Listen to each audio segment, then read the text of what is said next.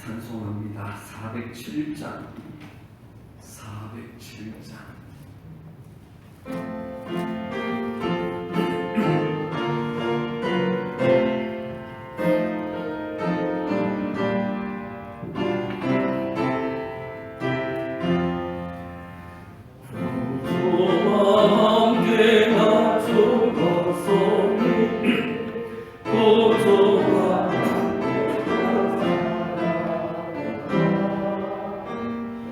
나게 더 나를 되어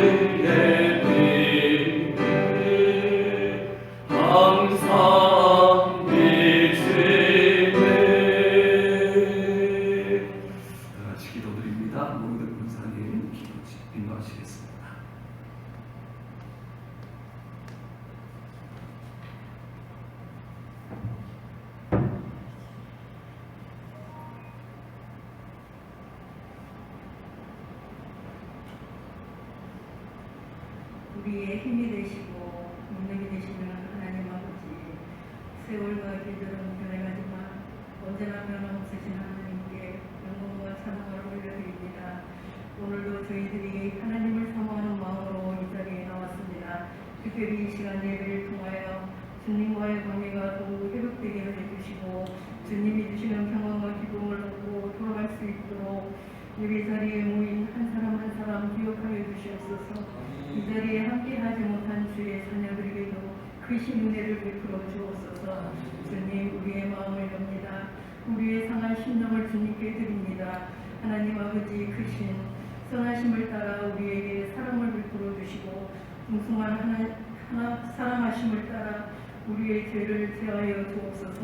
주님의 말할 수 없는 사랑으로 우리가 지은 죄에서 자유케 하여 주시고 우리가 받아 마땅한 징벌로부터 구해 주시옵소서. 주님 모든 행실에서 구하시고 영과 육의 모든 더러움을 씻어 주시옵소서. 그리하여서 때가 이를 때에 정결한 마음과 생각으로 오직 한 분이신 참되신 하나님을 따르게 하옵소서. 신종 코로나19 바이러스가 우리나라와 세계에 더 이상 확산되지 않고 바이러스 치료제가 보급되어서 멸절되게 하시고 이 일을 통하여서 오직 하나님만이 왕이시며 능력이심을 알게 되고 한국과 중국을 비롯하여 모든 열방에서 국가적인 회개 운동이 일어나게 하여 주시고 교회와 크리스찬들이 깨어 기도하게 하여 주시옵소서. 지금은 사전들을 보내고 있습니다. 매일같이 생명의 말씀을 듣습니다. 하루하루 주신 생명의 말씀을 주하로 묵상하며 경건한 삶을 살아가게 하여 주시고 주님의 애타는 마음을 품고 주님의 심정을 가지고 주를 떠나 쉬고 있는 영혼들을 위하여 기도하며 고면하여 주 앞에 돌아올 수 있도록 저희들에게 애타는 마음을 허락하여 주시옵소서. 하나님께서 이 시간 당장에 세우신 사도 목사님을 통하여서 생명의 말씀을 전하실 때 말씀 위에 기름 부어주셔서 선포되는 말씀을 통하여 내 인생의 주인 되심을 더욱더 깊이 알게 하여 주시고 그 말씀이 내 삶 속에서 조용히 행동을 일으키며 주님을 닮아가는 삶으로 우리를 변화시켜 주옵소서. 이 시간에도 예배 가운데 역사하실 주님을 기대하면서 우리를 구원하신 예수 그리스도의 이름으로 기도합니다. 아멘.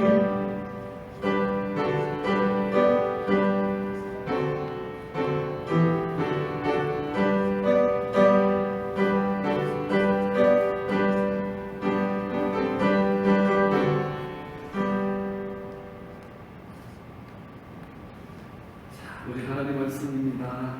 신약성경 마태복음 17장, 마태복음 17장 22절 말씀부터 마지막 절 27절까지 말씀입니다.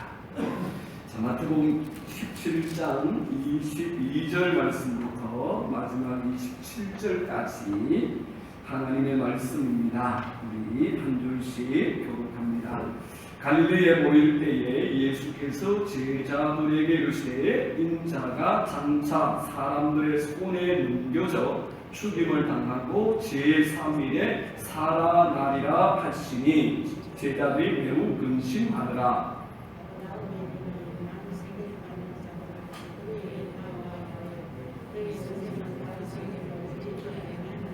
이르되 내신다 하고 집에 들어가니 예수께서 먼저 이르시되 시몬아 네 생각은 어떠하냐? 세상 임금들이 누구에게 관세와 국세를 받느냐? 자기 아들에게냐 타인에게냐?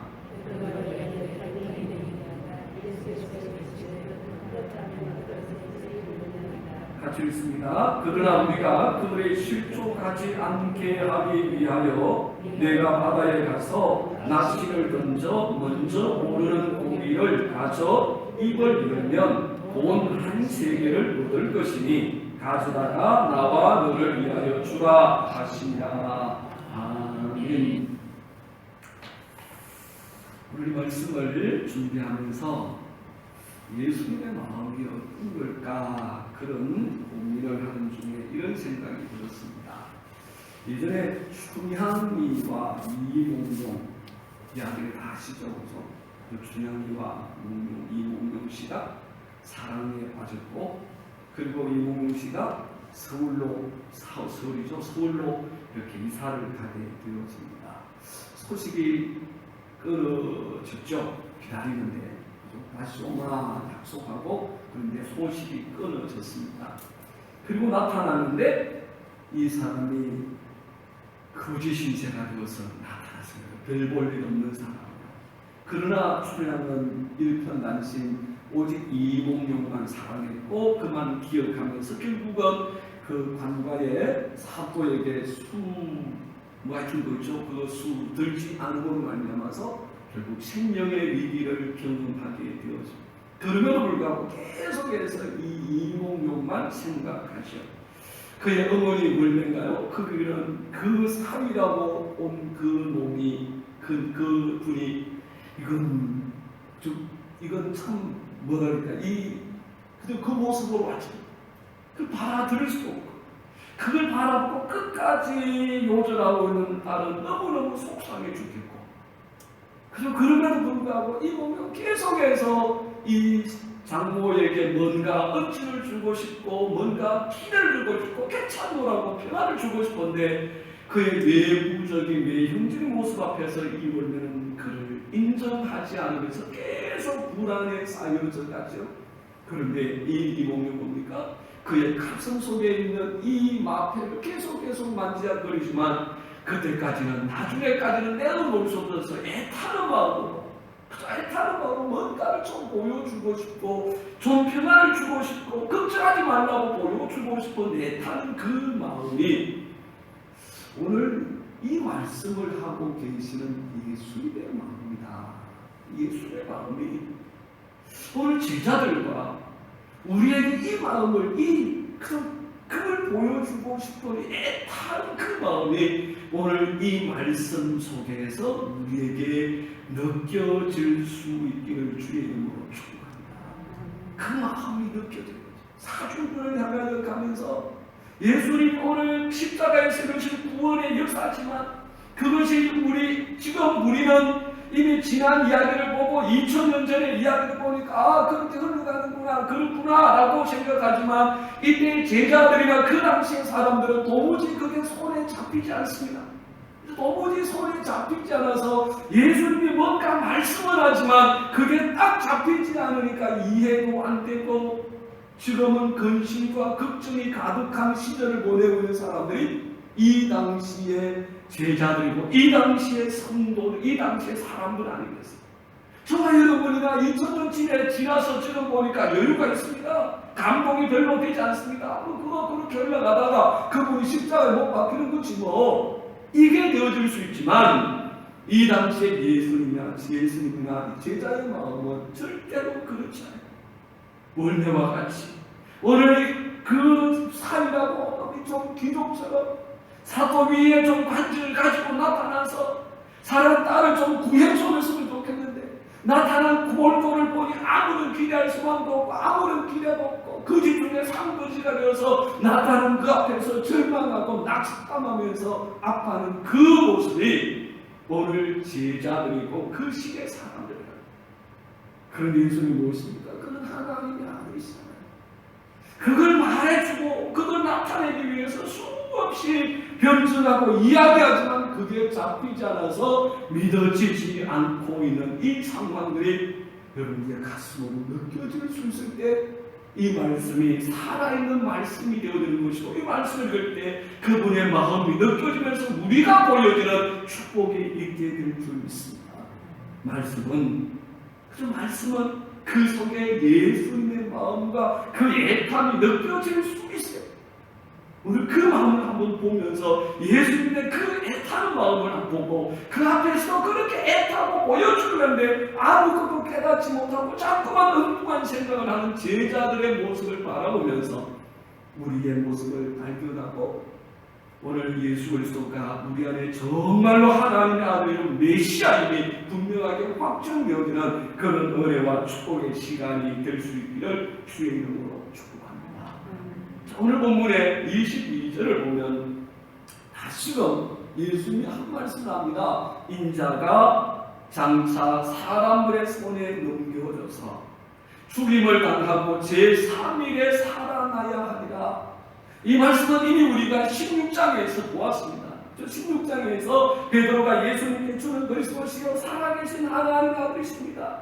그 고백을 했을 때 예수님이 너무 좋아서 비로소 이때로부터 자신의 십자가의 사명을 제자들에게 이야기합니다. 더 구체적이겠죠. 그가 예수님이 예루살렘에 올라가서 장로들과 대제사장들과 서기관들에게 고난을 당하고 그리고 죽임을 당한 이후에 제3일에 살아나야 하리라. 그때 비로소 처음 제자들에게 그 이야기를 했습니다. 그 이야기를 했더니 이 베드로의 고백을 했던 이 베드로가 다른 제자들도 한 절망에 빠졌을 텐데 이 베드로가 대뜸 앞서서 이야기한 게 무엇입니까? 그 일은 절대로 예수님에게 일어나지 않습니다.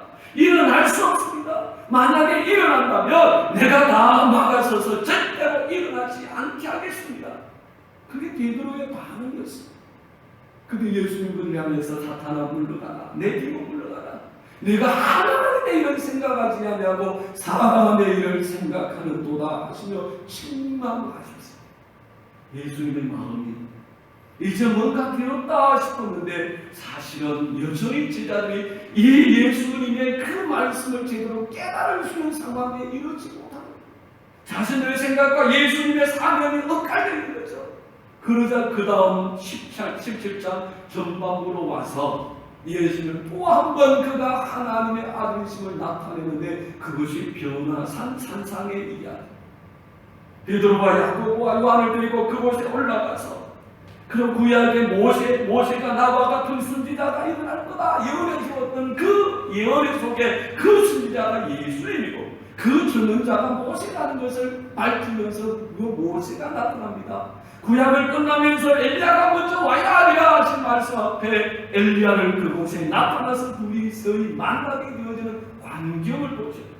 거기다가 하나님은 거기에 그치지 않고 하나님의 임재의 상징이 되어지는 그 산을 구름으로 다 덮으셨어요. 그때 제자들이 깜짝 놀라서 다 엎드렸습니다. 그 영광 앞에서 땅에 다 엎드렸을 때 그때 하나님의 음성으로 확증해 주는데 이는 내 사랑하는 아들이요 내 기뻐하는 자다. 너희는 이 사람 이 예수의 말을 들을지어다 라고 말씀해 주잖아요. 그런데 지금 흘러가는 모습을 바라보면 여전히 제자들은 그럼에도 불구하고 아직 잡히지 않는 상황 속에 있어요. 그래서 잡히지 않는 상황 속에 있어요. 그 상황이라는 건 그런 거죠. 월매가 생각하는 아내를 사나 그런 것을 전혀 생각하지 못하고 좀 귀족이니까 그저 좀 떵떵거리면서 오고 돈을 많이 가지고 오든지 아니면 반지를 가지고 오든지 그래야 될 사기가 아무것도 안 가지고 거지가 돼서 오니까 도무지 이게 뭔지 아무 갈피를 잡지 못하고 절망하고 있는 것처럼 오늘 제자들의 생각은 그들이 가지고 있는 뭡니까? 예수님이 로마는 나라를 정복을 시키고 그 로마의 지배하에 있는 이스라엘을 해방시켜서 왕이 되고 임금이 되시고 임금이 되실 때에 우리는 그들 그 예수님의 그 관직 속에 고위 관직자가 되어서 3년 동안 따라다녔던 수고함의 보상을 받는 것이 다름이 아니라 이 제자들의 생각 아니에요. 그래서 어머니를 통해서 그들이 말하기를 예수님 때가 되면 누가 큰다니까. 또 어머니를 오셔서 예수님의 나라가 되어지면 내 한 아들은 오른편에 한 아들은 왼편에 우의전과 좌의전에 좀 앉혀주세요. 그 때문에 제자들이 서로 화가 나고 다툼이 이루어지고 그게 제자들의 삶이었어요. 예수님의 생각과 그들의 생각이 너무나 다른 속에 있어요. 우리의 입장이 아니라 그들의 입장으로 돌아가고 충분히 우리도 그때에 우리 자신도 여전히 그랬겠다 그 생각을 할 수밖에 없는 거죠. 그때 우리가 그들의 중에 있었다면 우리도 여전히 예수님에 대해서 똑같은 생각으로 살아갈 수 있는 그런 존재가 우리 자신이었겠다. 그게 크지 않을 거예요. 이들만 우매한 것이 아니라 그 당시 모든 사람들이 예수를 보지만 그걸 알지 못했다는 거예요.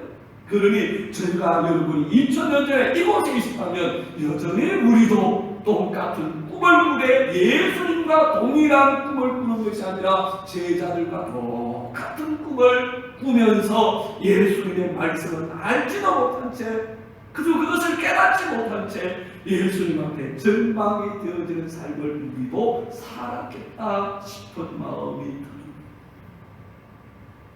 이 이야기를 했을 때 오늘 23년의 제자들은 매우 근심합니다. 매우 근심합니다. 이렇게 이야기하고 지금까지 수많은 것을 그가 하나님의 아들이고 참 메시아라는 것을 보여주었지만 여전히 그들은 그것을 깨닫지 못한 채 매우 근심합니다. 왜 자꾸 예수는 이 말씀을 하십니까? 왕이 되셔야 될 분이 왜 자꾸 죽을 이야기하는가?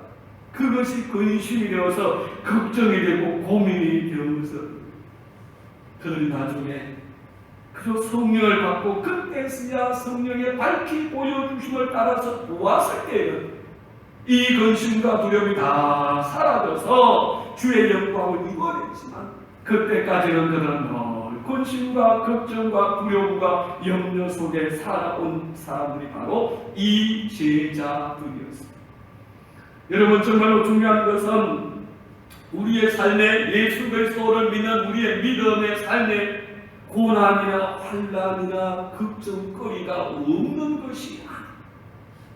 우리가 종종 실수하는 것 중에 하나가 예수 믿으면 요즘 드라마 제목 중에 꽃길만 걸으라 그 제목인가요?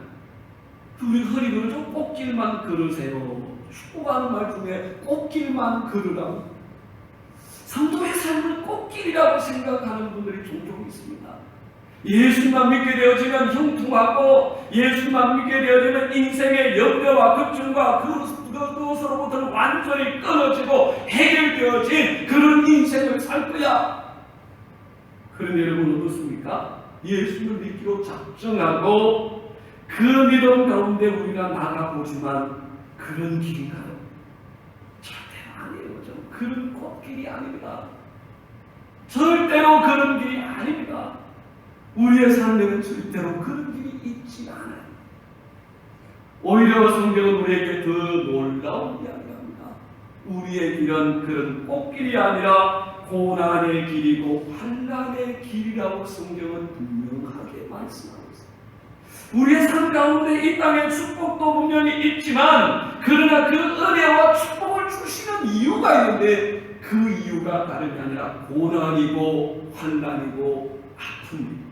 여러분 로마서 8장 16절과 17절의 말씀을 보면 성령이 친 우리의 영과 더불어 우리가 하나님의 자녀인 것을 증언하시나니 자녀이면 또한 상속자 곧 하나님의 상속자요 그리스도와 함께한 상속자니 그리스도와 함께한 공동 상속자니 우리가 그와 함께 영광을 받기 위하여 고난도 함께 받아야 할 것입니다. 이런 상속자의 영광을 우리가 받았고 하나님의 자녀가 되었는데 그 영광을 위해서는 우리가 또한 그와 함께 고난도 함께 받아야 할지니라. 이것이 하나님의 말씀입니다.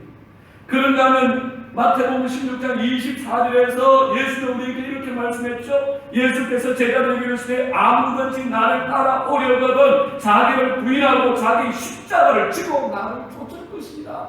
자기 자신을 철저하게 부인하고 거기다가 자기 몫의 개인 십자가를 지고 나를 따르는 것이 제자의 삶이다 말씀해 주었습니다. 바울 사도는 빌립보서 1장 29절의 말씀에 그리스도를 위하여 너희에게 은혜를 주신 것은 그리스도를 위하여 너희에게 은혜를 주신 것은 다만 그를 믿을 뿐 아니라 또한 그를 위하여 고난도 받게 하십니다. 여기에 그치지 않습니다. 디모데후서 3장 12절 말씀에 무릇 그리스도 예수 안에서 경건하게 살고자 하는 자에게는 반드시 박해가 있으리라. 그리스도 안에서 경건하게 믿음의 삶을 살아가는 자들에게는 반드시 고난과 환난이 꼭 박해가 있습니다. 우리가 마태복음 5장의 말씀 속에서 우리가 고난을 받고 비판을 받을 때 너희가 즐거워하라. 근심하고 걱정하지 마라. 근심하고 걱정하지 말고 도리어 즐거워하라. 왜? 지금까지 믿음의 모든 선배들이 다 그 삶을 살았고 그 고난의 삶을 달려왔고 섬겼기 때문에 사랑하는 여러분, 우리가 기억해야 될 것은 우리가 아무리 뼈싸움을 당하고 박해를 당하고 고난을 당한다고 해도 우리는 그 뿌리 틈을 당하거나 망하지 않는다는 사실. 우리의 삶은 반드시 경건하게 살고 그리스도인답게 살기 위해서는 고난과 환난이 있지만은 그럼에도 불구하고 우리의 삶의 결국은 반드시 승리가 되고 영광이 된다는 사실을 우리는 기억해야 합니다. 여러분, 우리는 절대로 지지 않습니다. 우리가 예수 그리스도 안에 있기만 하면 고난도 있고 환난도 있지만 우리 하나님이시는 영광 가운데서 우리가 반드시 승리하는데 100% 승리하는 줄 믿습니다. 우리가 질 수 있는 확률은 0%예요. 우리는 절대로 지지 않습니다. 왜냐하면 이미 이겨놓은 싸움이기 때문에. 요한복음 16장에 말씀합니다. 이것을 너에게 이르는 것은 너희로 내 안에서 평안을 누리게 하려 함이라. 세상에서는 너희가 환난을 당하나 담대하라. 내가 세상을 이겼노라. 내가 세상을 이겼노라. 세상을 이기신 그분이 우리의 주님이고 우리의 대장이시고 우리의 구원의 주관이십니다. 뿐만 아니라 고린도전서에 말씀합니다. 사람이 감당할 시험 받기는 너희가 당한 것이 없나니 오직 하나님을 믿고사 너희가 감당하지 못할 시험 당함을 허락하지 아니하시다. 시험 당할 즈음에 또한 피할 길을 내사 너희로 능히 감당하게 하시느니라. 하나님은 우리가 감당할 수 있는 시험을 허락하십니다. 그러나 혹 우리가 그 시험을 감당하지 못하는 일이 있다 할지라도 하나님은 이미 우리가 그것을 피할 길을 내셔서 감당하게 하시는 분이에요. 그러니 여러분, 우리는 질 수가 없습니다. 어떠한 경우에도 우리는 질 수가 없습니다. 더군다나 우리를 도와주시는 분이 계시는데 성령 하나님이 계시기 때문에는 절대로 질 수 없는 줄 믿습니다. 빌립보서 4장 13절 기억하십니까? 내게 능력 주시는 자 안에서 내가 모든 것을 할 수 있느니라. 내게 능력 주시는 자, 내게 능력 주시는 자 성령 안에서 내가 모든 것을 할 수 있느니라. 성령이 파워, 성령이 능력, 성령이 권세고 성령이 이기는 줄 믿습니다. 그 안에 있으면 반드시 우리가 이기게 되어져 있습니다. 그렇기 때문에 오늘 저와 여러분의 기도 제목은 바뀌어야 합니다. 이전에는 우리가 하나님 우리의 길이 평탄하고 형통하여서 고난과 어려움과 곤고가 없는 삶이 되게 해주세요. 그게 우리의 기도 제목이었다면 여러분, 이제는 우리의 기도 제목이 바뀌어야 합니다. 하나님, 내 삶에 있는 고난과 환난과 아픔을 능히 이길 수 있는 능력을 허락하여 주옵소서. 여러분, 우리가 자녀를 기르면서 자녀들에게 바라는 소망이 있습니다. 그 소망이 뭡니까? 꽃길 걸으라. 형통해야 된다. 너 무조건 잘 돼야 된다. 근데 사실 무조건 잘 되는 세상은 없다고 했죠. 절대로 없습니다. 우리가 자녀들에게 가르쳐야 될 것이 있었습니다.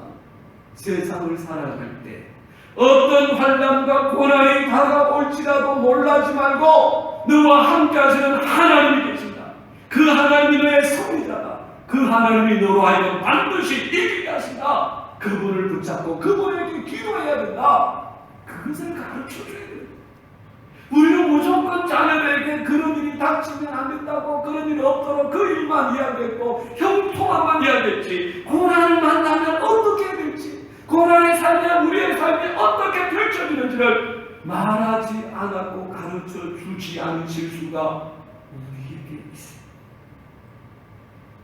우리가 가르쳐줘야 되겠어요. 너희의 삶에 하나님이 계시다.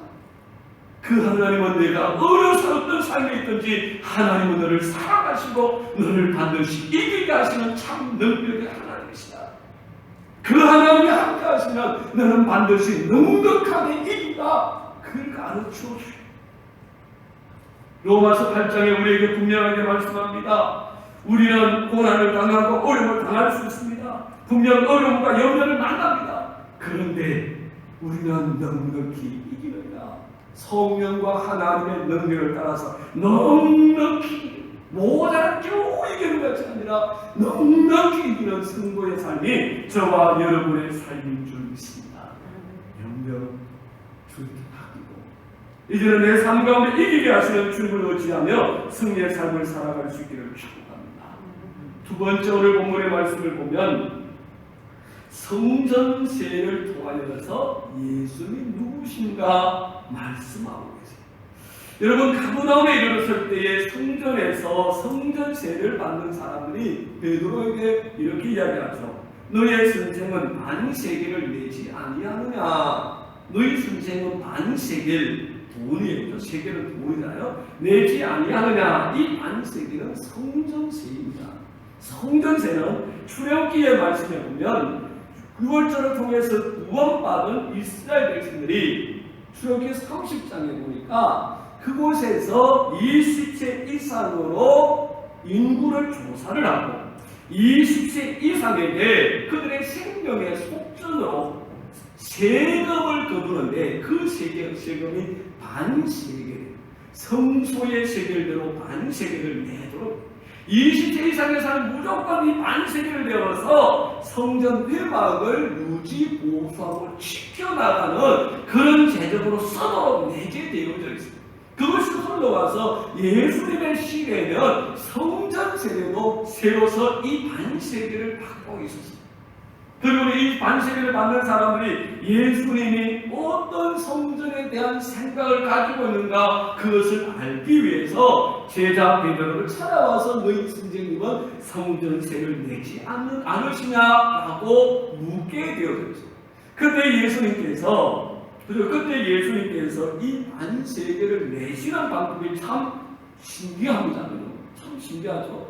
베드로를 보냈습니다. 그럼 너는 바다에 가서 낚시를 해라. 당연히 바다겠죠. 그걸 낚시를 해라. 낚시해서 맨 처음 잡혀온 고기에 입을 열면 그 안에 세겔, 1세겔, 1세겔짜리 동전이 있을 것이고 너는 그 동전을 가져가서 나와 너의 성전세를 내라. 왜입니까? 각각 한 사람이 반세겔을 내니까 한 세겔에 반에 내니까 한 세겔 가지고 두 배 세금을 냅니다.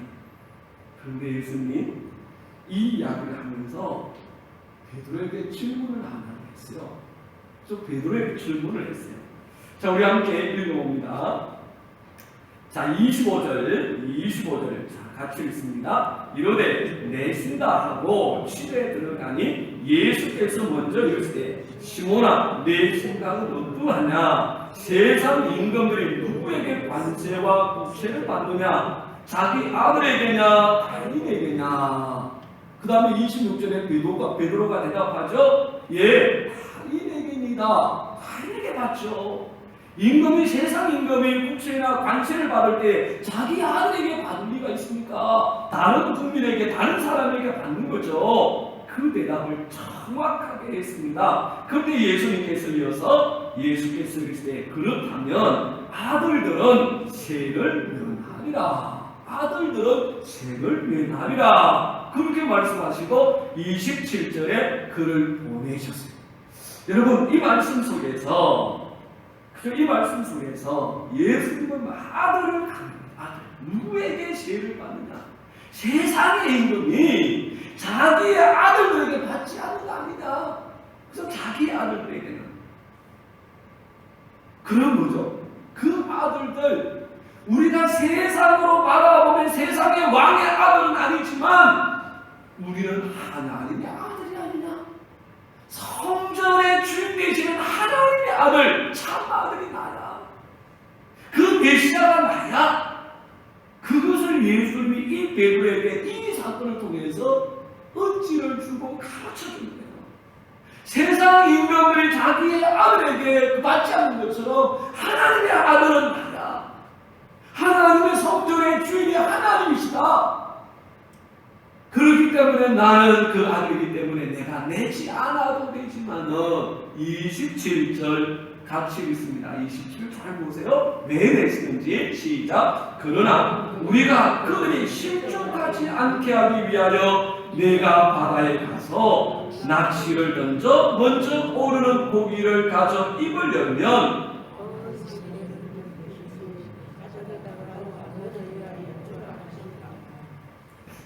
아멘. 그렇죠? 왜입니까?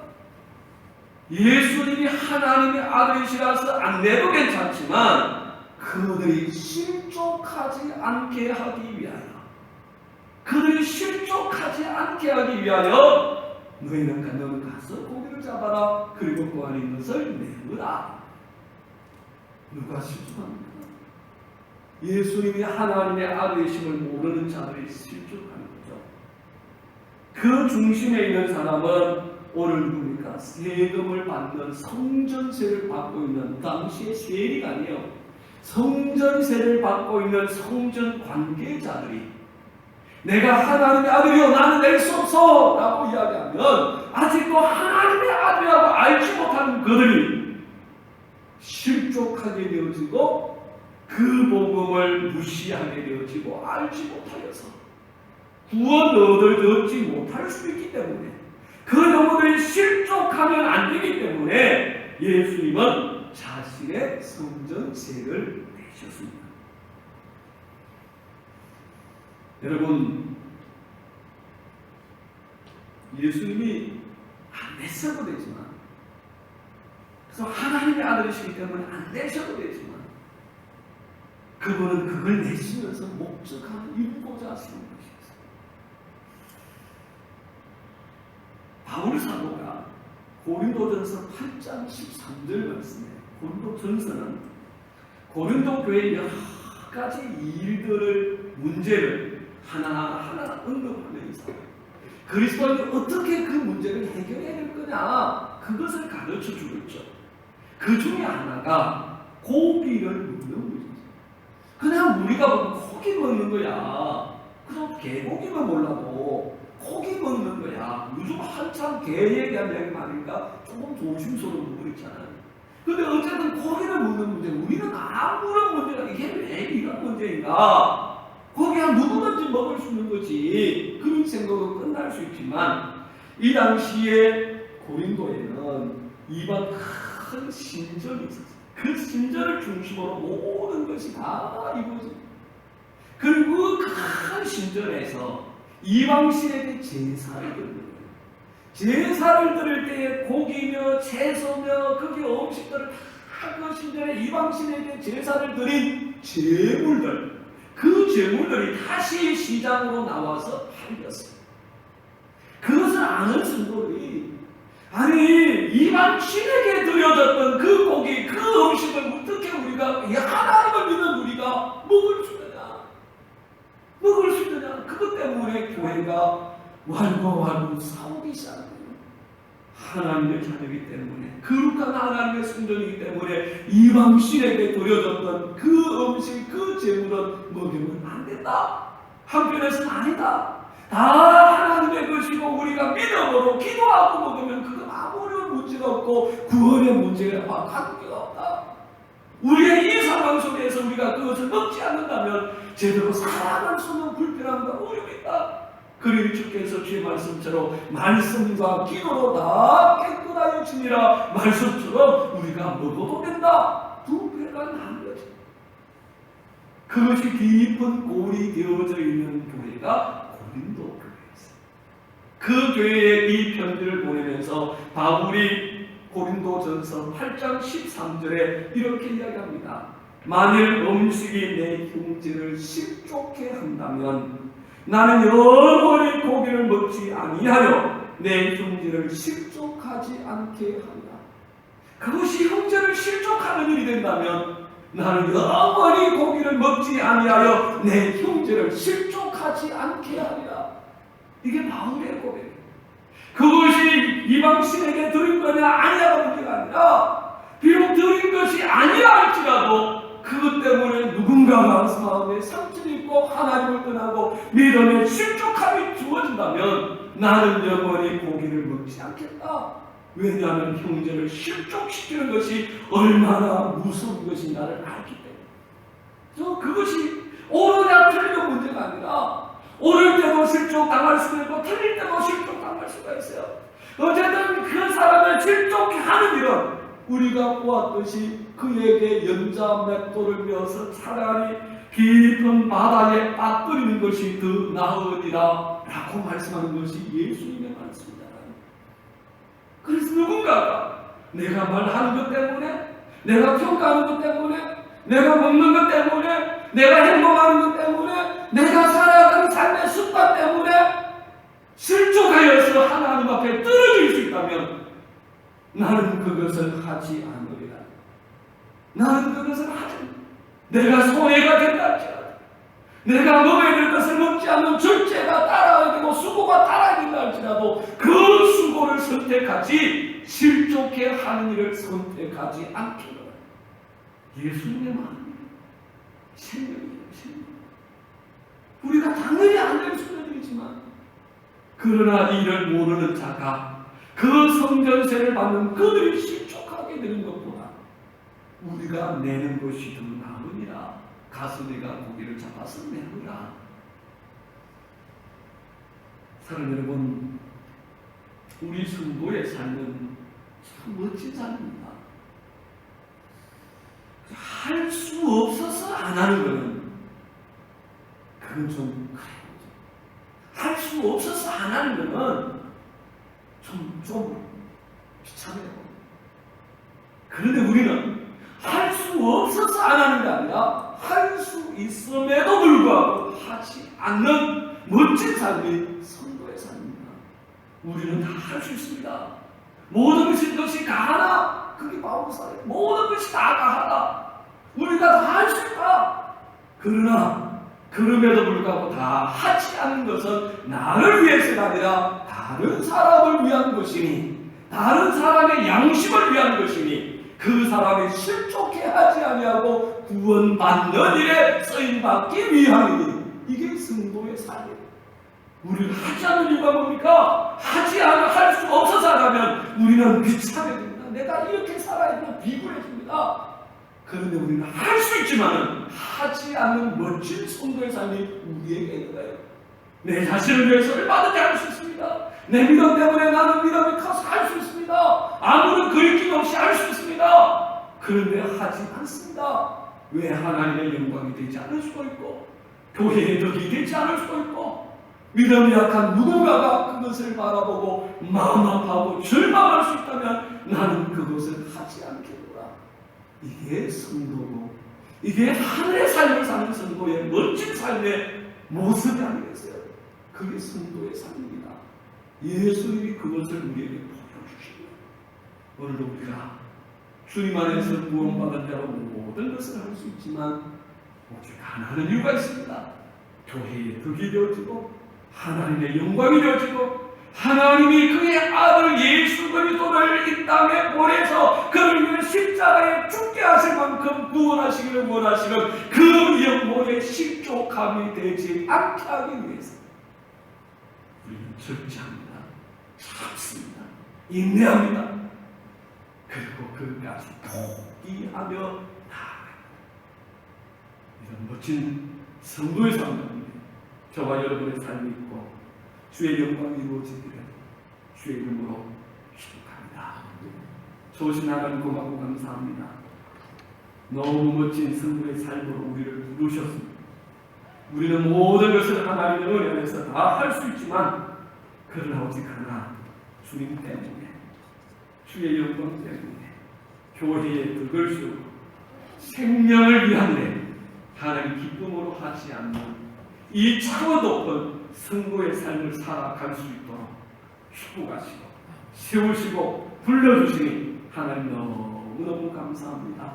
이제부터 내 생동의 모든 삶의 기준이 혹행여나 하나님이 사랑하는 영혼들이 마음에 상처 있고 실족하고 아파할까봐 기쁨으로 주님 그래도 감사합니다. 절제하면서 주의 영광을 이루는 우리의 삶이 되게 하옵소서. 오늘 하나님 주의 제단에 코로나로 인하여서 나오지 못하고 가정에서 예배하고 기도에 무릎 쌓는 사랑하는 성도들 가정과 삶의 자리마다 하나님 복의 복으로 함께하여 주옵소서. 예수의 이름으로 기도드리옵나이다. 아멘. 자, 우리 앞에 좌우에 있는 분들과 인사합니다. 잘 되는 사람입니다. 은혜의 사람입니다. 짱입니다. 네, 진짜 짱이십니다. 진짜 짱이십니다. 저 기도 좀 우리가 열심히 해야 되겠습니다.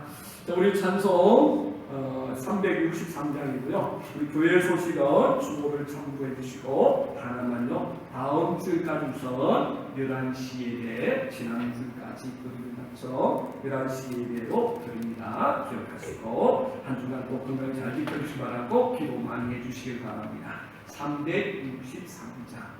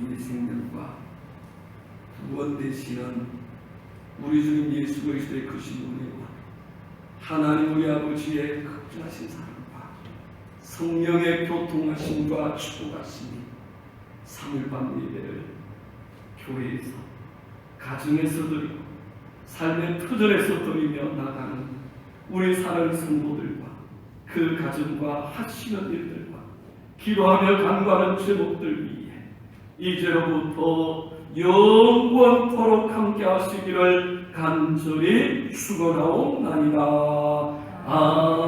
아멘.